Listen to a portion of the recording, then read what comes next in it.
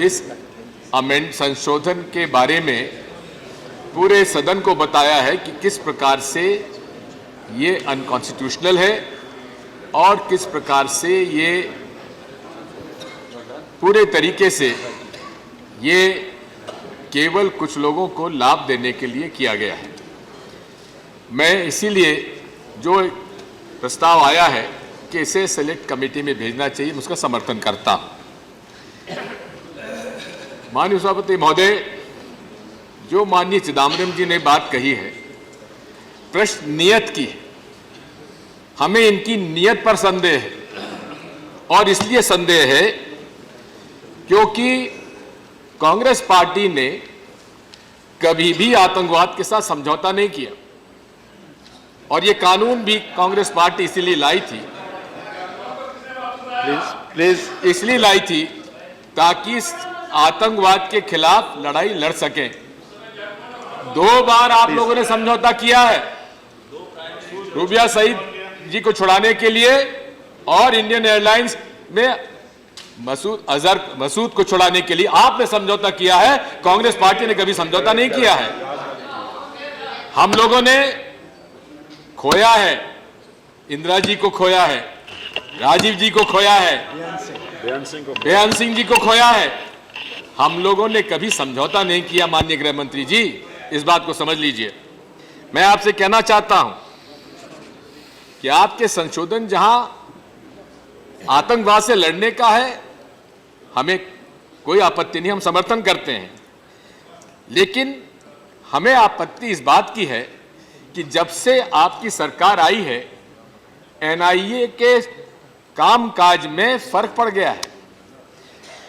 आपने जितने भी अभी केस आए हैं उसमें 95% जिसमें कन्विक्शन हुआ है एनआईए के, जो चार्जशीट किए गए जिसमें फैसला हुआ है, 3 फैसलों में अपराधी बरी हुए हैं। कौन कौन से हैं? समझौता एक्सप्रेस, मक्का मस्जिद, अजमेर दरगाह शरीफ, तीनों में अभियुक्त बरी हुए हैं। और मैं आप बताना चाहता हूं कि Rohini Salyan, special prosecutor of NIA, उन्होंने एफिडेविट दिया था कि मुझ पर दबाव डाला जा रहा है एनआईए के एसपी सुहास वर्के द्वारा कि इसमें जल्दबाजी नहीं करो। हमें आपकी नियत पे भरोसा नहीं है। माननीय गृह मंत्री जी, मैं आपसे पूछना चाहता हूं कि जिन केसेस में समझौता एक्सप्रेस, मक्का मस्जिद और अजमेर ब्लास्ट में जो लोग बरी हुए हैं, आपने उसमें अपील क्यों नहीं की? एनआईए ने अपील क्यों नहीं की? उनके कन्विक्शन के लिए कोशिश क्यों नहीं की? हमारी आपत्ति इसी बात की है कि जहां डिफेंस और प्रोसिक्यूशन एक हो जाएगा तो हम न्याय की क्या उम्मीद करें? मैं आपसे अनुरोध करना चाहता हूं कि हम इस बात को मानते हैं कि आतंकवाद का ना धर्म होता है ना जाति होती है, लेकिन मैं ये भी बताना चाहता हूं, आप लोगों ने हमेशा एक धर्म के लोगों के खिलाफ एक माहौल बनाया है कि ये सब आतंकवाद से जुड़े हुए लोग हैं। लेकिन मैं आपसे पूछना चाहता हूं, एनआईए की मोस्ट वांटेड लिस्ट में पहले 3 नाम कौन से हैं? पहला नाम है लक्ष्मण राव उर्फ गणपति, लेफ्ट विंग एक्सट्रीमिस्ट। दूसरा नाम है रामचंद्र कलंगसरा, 10 लाख का उन पर आज रिवॉर्ड है। तीसरा नाम है संदीप दांगे, 10 लाख का रिवॉर्ड है। ये कौन से संगठन से संबंधित है गृह मंत्री जी? आपको मालूम है, मुझे बताने की आवश्यकता नहीं है। और अगर मैं बता दूंगा तो आप सब लोग नाराज हो जाएंगे।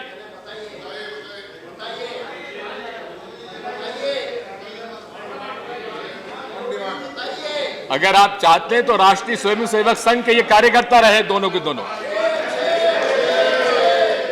और यही नहीं है, अब जो आतंकवाद के आज भी अभियुक्त है उसको माननीय गृह मंत्री जी भारतीय जनता पार्टी के अध्यक्ष के नाते उसको उम्मीदवार बनाते हैं और वो आज लोकसभा सदस्य हैं।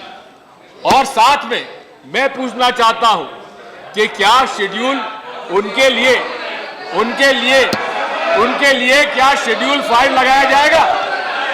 मैं आपसे बोलना चाहता हूं, मैं आपसे पूछना चाहता हूं कि शेड्यूल 4 आपने इंडिविजुअल्स रखा है, शेड्यूल 5 उनके लिए रखिए जो लोकसभा के सदस्य और विधानसभा के सदस्य अभियुक्त हो आतंकवाद के, उनके लिए शेड्यूल 5 का अमेंडमेंट लेके आइए। माननीय अध्यक्ष सभापति महोदय, बात वही आती है नियत की। हमें दुख इस बात का है कि आज आपके लोग, आपके प्रतिनिधि नाथूराम गोडसे को देशभक्त कह रहे हैं। जो पहला आतंकवादी था आजाद भारत में, उसको आप देशभक्त कहते हैं। हम लोगों की नियत पर, आपकी नियत पे भरोसा नहीं है माननीय गृह मंत्री जी। मैं आपसे कहना चाहता हूं, उसी के साथ साथ अभी जैसा इन्होंने बताया, अर्बन नक्सलिज्म की एक बात आ गई है। कोरेगांव की इन्होंने बात की, माननीय सभापति आपको हैरानी होगी, उसमें मेरा नाम भी जोड़ा गया और कहा गया कि इनका फोन नंबर उनके पास था। जनाब, मेरा फोन नंबर राज्यसभा की वेबसाइट पर था और मेरा नाम जोड़ा गया कि उनके पास मेरा फोन नंबर था। स्वाभाविक है जो इन्होंने कहा है, if the central government believes, सबसे मैं कहना चाहता हूं कि सबसे पहले आप मुझे ही उसमें डालेंगे, मुझे भरोसा है आपकी बात पर। आपने कहा था नोटबंदी पर हम आतंकवाद समाप्त कर देंगे। जिस दिन डिमोनेटाइजेशन हुआ उसके तत्काल बाद ही आतंकवादियों के पास से नए नए करारे 2000 के नोट निकले। कितने आतंकवादी आपने उसके बाद समाप्त किए? मैं आपसे कहना चाहता हूं, पूरे तरीके से हम लोगों को आपकी नियत पर भरोसा नहीं है, इसलिए हम आप इस बिल का विरोध करते हैं। मैं यहां तक ये भी कहना चाहता हूं कि माननीय उपसभापति महोदय, माननीय गृह मंत्री जी, अभी इन्होंने, गृह विभाग ने सिक्योरिटी का रिव्यू किया और सिक्योरिटी रिव्यू में आचार्य प्रमोद कृष्णम, जिनके ऊपर उनका थ्रेट है, उनको आपने सिक्योरिटी वापस ले ली। प्रताप बाजवा, माननीय संसद सदस्य हमारे राज्यसभा के, जिनके पिता आतंकवाद के शिकार रहे, उनकी हत्या की गई, उनकी आपने सिक्योरिटी विड्रॉ कर ली। आपने प्रमोद तिवारी, जिन्होंने कि सिख मिलिटेंट्स को कंट्रोल करने के लिए होम मिनिस्टर के नाते जिन्होंने पूरी अपने जान जोखिम में डाली थी, उनको आपने सिक्योरिटी विड्रॉ कर ली। माननीय सभापति महोदय, मैं माननीय गृह मंत्री से अनुरोध करना चाहता हूं कि आप जिस कुर्सी पर बैठे हैं, सरदार वल्लभ भाई पटेल भी उस कुर्सी पर बैठे थे। वो भी गुजरात के थे, स्टेट्समैन के रूप में उन्होंने काम किया था। आप भारतीय जनता पार्टी के आज अध्यक्ष भी हैं। अरे ताज छोड़िए, ताजपोशी कर दीजिए नड्डा जी की। भारतीय जनता पार्टी का भारतीय जनता पार्टी हम हमारा कर लेंगे, आप चिंता मत करिए। भारतीय जनता पार्टी,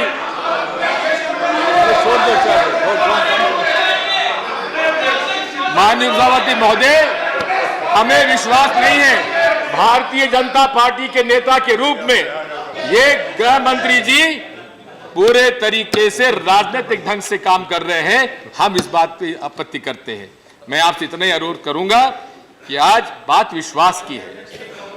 नरेंद्र मोदी जी जहां कहते हैं सबका साथ, सबका विकास, सबका विश्वास, वो खुले आप इस बात को कहते हैं मुसलमानों का विश्वास हमें प्राप्त करना है।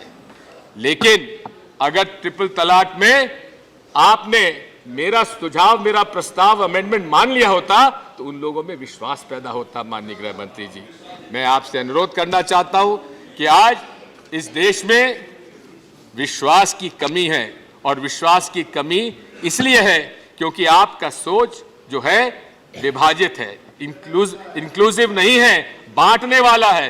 क्योंकि पूरी बुनियाद आपकी विचारधारा की बांटने की है, हिंदू और मुसलमानों में खाई पैदा करने की है। इसलिए हम आपको पर विश्वास नहीं करते और इसलिए हम आपका विरोध करते हैं। इस तरह की वायरल वीडियोस और देश और दुनिया की तमाम बड़ी खबरों के लिए जुड़े रहें अंधभक्त के साथ।